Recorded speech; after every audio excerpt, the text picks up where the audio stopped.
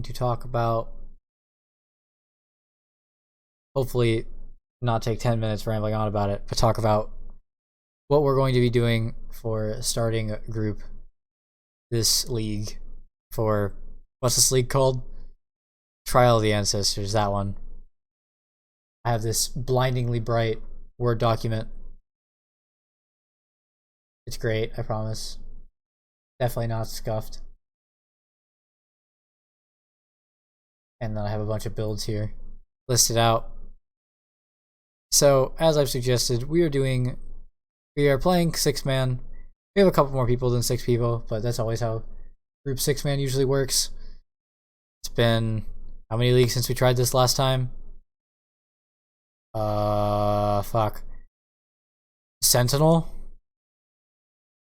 is the last time I did even like a formal 6-man group of Magic Find. Did some last league, but it was thrown together. We just kind of played whenever we could with 3 to 5 people. But this time we're actually doing full 6-man. We've got the standard team. Well, I guess most of what is the standard team. We've got a carry, DPS, which is going to be playing. I'll be playing a Deadeye with Spark. Probably. I don't think that's going to change. And then we have a color. That is just, the standard Magic Find Pathfinder. Giving us all that quant and rarity, that kind of stuff. Then your average Scion Orabot. Your good old Mana Guardian. Even though Mana Guardian got, honestly, overall nerfed, it's still the best defense support we can bring. So we got that. It's got some new tech in it with linking and stuff like that. We got a Curse Bot. Rip Curse Bot, but it still kind of works, I guess. Then we've got a new build. We're calling it it's called the Ghostbuster. It's a Pathfinder. It runs really, really fast, and its whole job is to get possessed by a tormented spirit and touch every monster in the map very fast to get big quant and big rarity, or at least that's the play. That's what we're aiming for. That is the plan we will start with, and if it doesn't work, we have alternatives, such as just having him basically AFK on the map and throw like 3 mines to give us damage. I hope that's good enough, and we'll just change back to Abyss or something else on the mapping strategy, but I'll talk about that in a second. Then we have Crocs Unveiling helping us trade. They'll be around for a bit, sometimes. We'll make it work, But basically we're going to start out, do the campaign. We don't do practice runs, so we just enjoy ourselves through the campaign. Tripping over our own feet. That's always a good time. And then once we're done with the campaign, I will be solo pushing the Atlas. Maybe getting help from others along the way, who knows, but mostly solo pushing the Atlas. I like playing a Seismic Trap Pathfinder. Don't necessarily have the build fully figured out yet, but probably just going to play Ben's build. He has a POB for it that's pretty good. And then while I am doing the Atlas, we'll have a 3-man team in Heist. Well, 2.5, 3-man, depending on how much contract buying needs to be done. But our Mana Guardian, our Curse Bot, will be 2-manning Heist. They've done it before, so they're going to do it again. And then we'll have a 3-man team doing Ruckus, which is just a lower investment mapping strategy, basically for Chaos Recipe. They'll have one of the guys playing a Deadeye Rain of Arrows with the Magic Find gear on, and then a person basically being a Tripodon support, giving them the 100% crit chance for their attack, and then an Orabot, however much we can build up while that's going on. And then a couple days into the group, starting Sunday, our first trader has to dip out for a bit, real life responsibilities, and I will take over trading for a day. That's gonna be fun. It'll be my job to finish the Atlas, then make sure everybody's builds are finished and we're ready to do actual mapping. And while that's happening, though, the Heist team and the Ruckus team will continue. And then we will do, and then that'll roll into Monday. At about Monday time, we'll probably be doing full 6-man mapping with however much juice we can muster. Maybe not full investment mapping, but at least halfway there. And then by the end of that night, at the start of the next session, by the start of Tuesday, we'll be full quanting. Everything will be working, and we'll be kind of buying and selling our own stuff for a night or two, because our trader will return on Wednesday, and then he'll be back most of the sessions until Sunday again. And we're just gonna keep doing maps. The plan is to do, thinking it's just Crimson Temple. Again, still haven't super finalized that idea. People might have different ideas as the league is, I guess, playing out, but probably just going to be Crimson Temple all the way through. Crimson Temple with your standard boxes, just boxes, and then boxes and ghosts and beyond. Hoping the new beyond is really strong. Got an atlas that'll look something like this. Atlas tree. Thinking this is pretty much the go-to we're gonna aim for. It's a wandering path, of course. Just taking all the box stuff, grabbing some expedition stuff to when we get the expeditions to make them easier.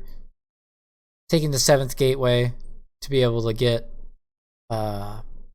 ambush every map. So that'll be good for the extra strong boxes. Taking all the new beyond stuff, because I think it's really strong. Taking some delirium stuff, that is kind of up to personal preference. Of course, blue side, of course, eater nodes.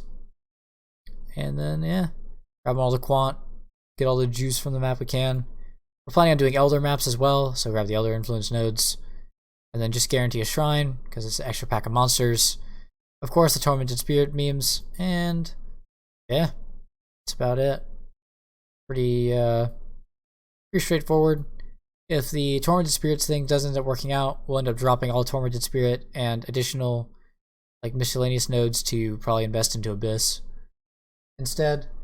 And then again, like I stated earlier, move our Ghostbuster character into a kind of super budget mind support character.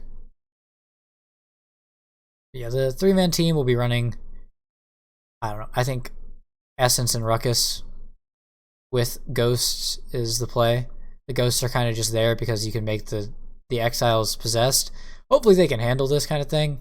We'll have one guy hopping in and out to get my map completions as I go along to try to get them some points, just so they can make a little bit more money from their 3-man endeavors. But this is just like super optimal tree, I think, for that kind of, for what they're doing. Nothing too crazy. They'll be kind of playing it by ear. It'll be up to them how they manage this. And yeah, we got all the builds here. So, you know, Spark Deadeye. This is pretty standard. Or at least, the Ascendancy is kind of different, but the build's basically the same. Orbot basically never changes. Mana Guardian using the Flask Link or Flink Belt to give us some kind of useful flask effects, honestly. It gives us a lot of toughness. Just has to hit the link button now all the time. And then the crazy fast Ghostbuster. This build is a wild ride. Yeah, it's something alright. Then the Curse Spot. Yeah, they're a Curse Spot.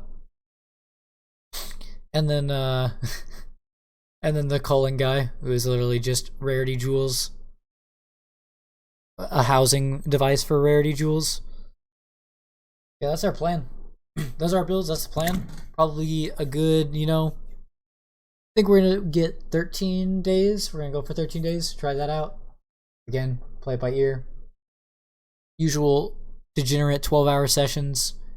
Maybe a little bit less, maybe a little bit more. I'll be putting in more hours on the stream because I will be in charge of buying and selling stuff for the downtimes where traders have IRL responsibilities and things like that. That's basically it. That is the league start plan.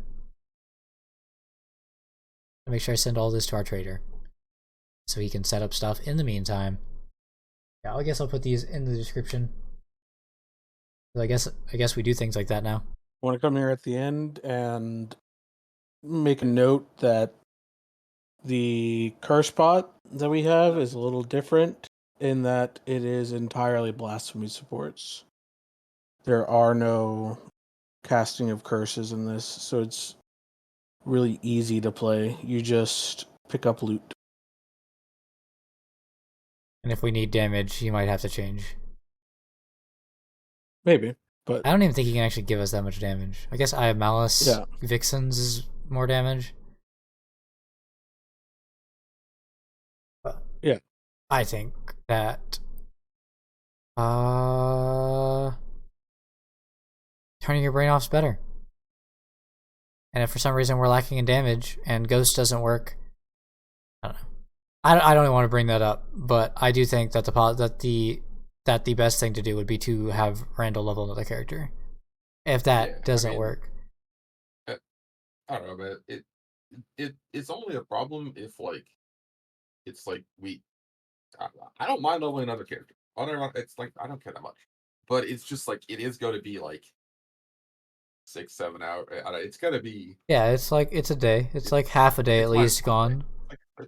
yeah. I mean, it'll probably be like half a day of play. Unlike I'll wake up unlike the other earlier. builds, mind support can just exist without his ascendancies. So Yeah, like you don't have to get all labs done. You don't have to get no. It's I have to get the camp. I have to kill Katava, and then and then I have to find some gear in the Blood Aqueduct, and yeah, yeah. that's it. It's a less prep time than like literally any of the other builds to get ready. It is actually like it's actually like the campaign time, and then you just join the group and figure it out as you go. Go. Ugh. Also, I wanted to note that if you are running these builds and your Mana Guardian is dying, you still want to have him linking, but Soul Link, the pass-through damage might be too high. You can just switch to Destructive Link is fine. Do not switch to Flame Link because that can cause problems by adding fire damage. Unless you know that you're not going to cause problems by adding fire damage, in which case Flame Link would be better. There's also the Leech Link that you can have if you want another semi-useless link. But Soul Link, if your Guardian isn't dying, Soul Link is the best. I don't see how this guy dies. Yeah. I mean, The only way he dies is when DD happens and he takes the He- pass through of like multiple DDs. He's this tough without the armor thing. Yeah. I mean, the way he dies is standing. We don't have to worry about getting Katash DD'd. It doesn't exist Yeah, anymore. but we do get Kosis or Bosis DD'd, so Yeah. there is the chance of death, but it's not very high.